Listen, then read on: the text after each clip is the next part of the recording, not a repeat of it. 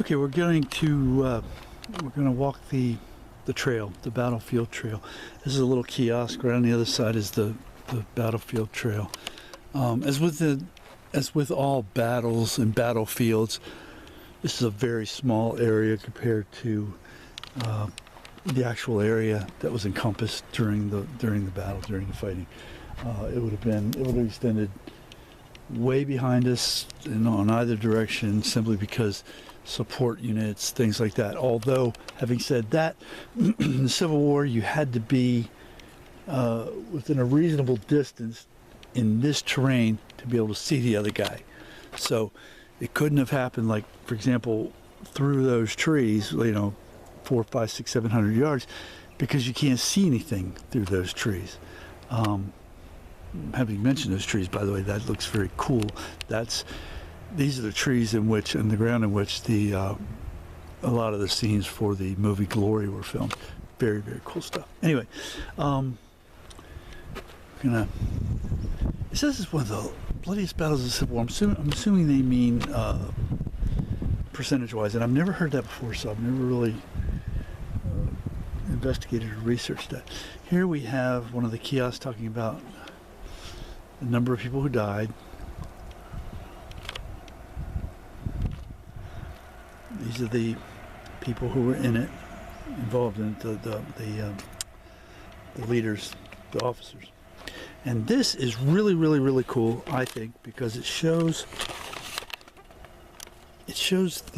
where we're standing and the field in relation to troop placement, but also in relation to modern features. Here we have the museum and the monument. There's some sort of house over there. I'm going to have to walk over and check that out, even though the road says closed. I don't know if that's the house behind me or not. May very well be. It looks like where the ranger lives.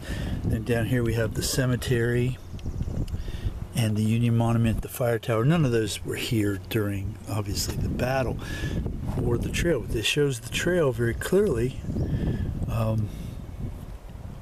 and where all the troops were in relation. So that's pretty cool. That gives you a very good perspective. Oh, and it says here we're 40 miles to Jacksonville. Cool. I don't know if I'll make it there tonight or not.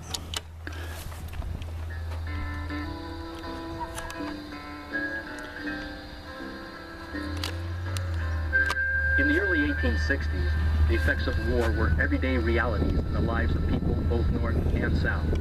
No one escaped the hardships of war. Soldiers were husbands, fathers, sons, and brothers. Wives became widows, and children were orphaned. The pain of lost loved ones, homes, fortunes, hopes and dreams loomed like a black cloud over the heads of all Americans. Like many other states, the ravages of war reached Florida, even an out-of-the-way place like Olustee. In 1861, Florida had withdrawn from the Union and joined the ranks of the Confederacy. Florida this time was not considered to be important to the North or the South because it was underpopulated, had no industry, and was isolated from the rest of the Confederacy. For 3 years, the Civil War raged in a bitterly divided nation. The ragged and hungry Confederate forces on the northern fronts endured winter's biting cold, with most supplies from the western states cut off and the southern seaports blockaded. Many commonplace items became unavailable at any price. Even in the wealthy households, common articles of food vanished from kitchens and tables. By 1864, the Confederate States were relying heavily on Florida's farmers to furnish beef, pork, beans, and potatoes to sustain its military forces. The ranges in Central and South Florida provided tens of thousands of cattle. Okay, we're gonna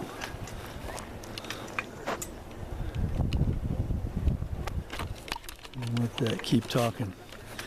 It would have taken too long.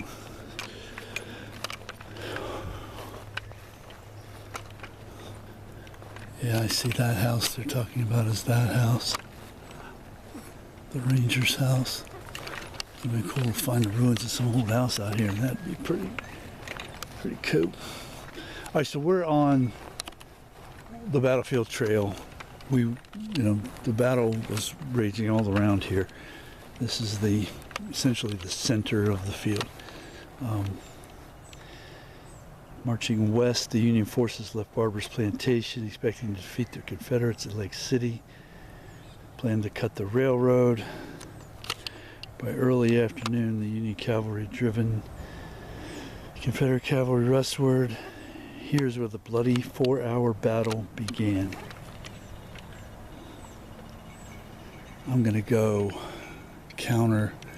clockwise.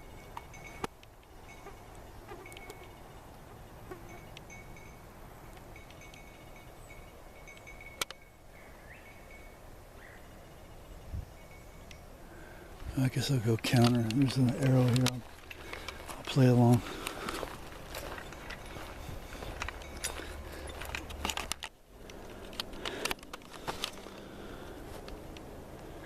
Okay, and this talks about when the two armies met in force. Union troops were positioned between two swamps, one stopping their advance and the other blocking their retreat. You can see for long distances, and there was very little cover in which to hide. No one anticipated that Olustee would become a major battle.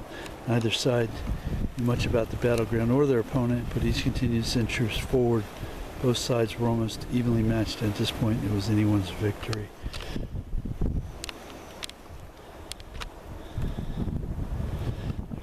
It contradicts basically what I said earlier, but it also, what I said was based on research that I'd done, in which it was lamented by the Federals that they were sending their people in piecemeal, and also that this was the Confederates' home. They were very familiar with this ground. They had marched out of here from Lake City, or out to here from Lake City, and were very familiar with this ground. Although it may very well have been anyone's battle, but it wasn't.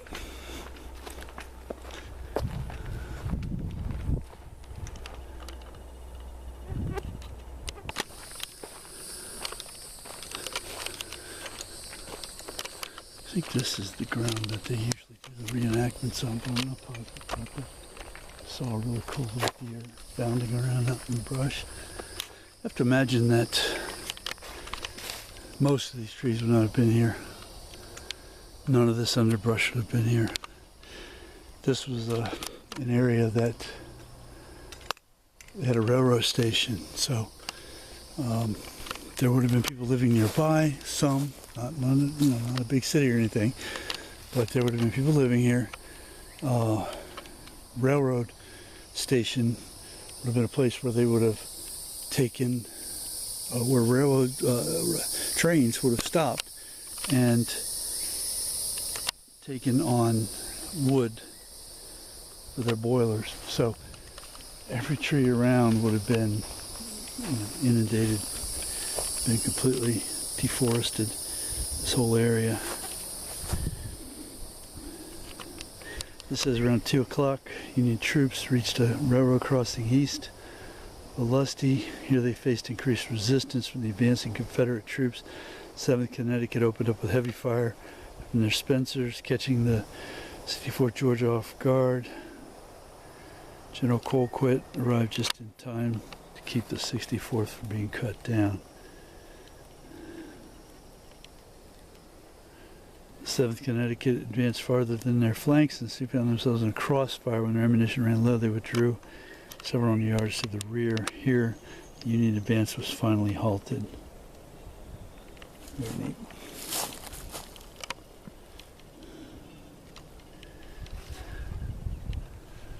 Sacred ground.